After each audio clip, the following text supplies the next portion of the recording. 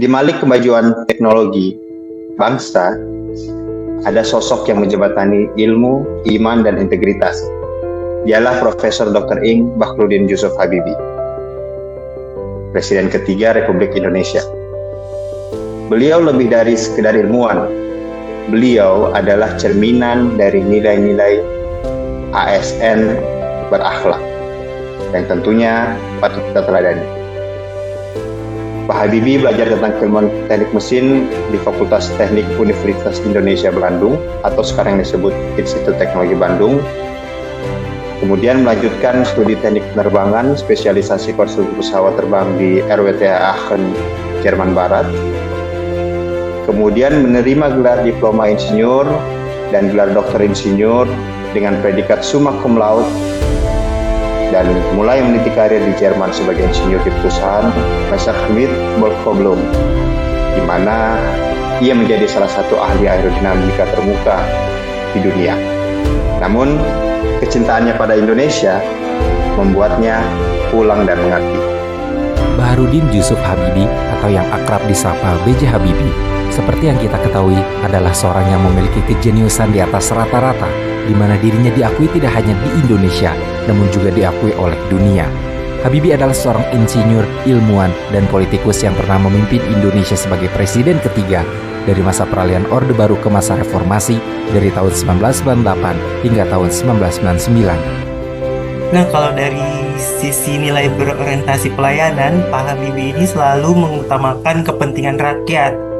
Jadi ia merancang kebijakan dan teknologi demi kemajuan dan kemandirian bangsa, seperti pengembangan pesawat N250 buatan anak bangsa. Dan ini adalah merupakan contoh nyata orientasi pelayanan, yaitu memberi manfaat sebesar-besarnya bagi masyarakat. Sebagai menteri dan presiden, Habibie dikenal sebagai sosok yang akuntabel, di mana ia bertanggung jawab atas kebijakan reformasi termasuk membuka keran demokrasi dan kebebasan pers. Keputusannya membawa konsekuensi yang besar, tapi dijalankan dengan penuh integritas. Selain itu, B.J. Habibie juga dipandang sebagai sosok yang kompetensi, di mana gelar Doktor Teknik Penerbangan dengan 46 hak paten internasional membuktikan kapasitasnya. Namun ia tidak sekedar cerdas, ia terus belajar dan membawa ilmunya pulang demi bangsa. Dari sisi harmonis, dalam memimpin, Habibie dikenal sebagai figur yang mampu menyatukan perbedaan. Ia membina hubungan baik lintas agama, ras, dan pandangan politik. Dalam keluarganya pun, nilai cinta dan saling menghormati sangat dijunjung tinggi. Dari sisi loyal, cinta Habibie kepada Indonesia tak tergantikan. Ia menolak tawaran menjadi warga negara Jerman demi tetap mengabdi untuk tanah air. Loyalitasnya tak hanya pada jabatan, tapi pada cita-cita besar Indonesia yang berdaulat dan bermartabat. Dari sisi adaptif, Pak Habibie mampu beradaptasi dari dunia teknologi ke dunia politik. Habibie mampu bertransformasi. Ia memimpin di tengah krisis dan menavigasi perubahan besar dengan sigap dan bijak.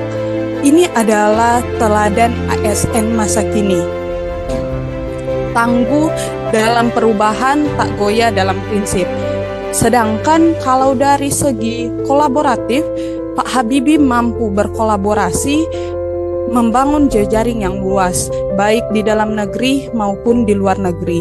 Ia mendorong riset bersama, pertukaran pelajar, dan kerjasama industri untuk kemajuan bersama.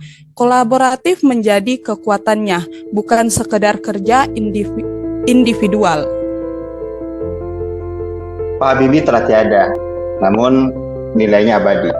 Sosoknya mengajarkan kita bahwa menjadi ASN bukan sekedar bekerja, tapi mengabdi dengan akhlak.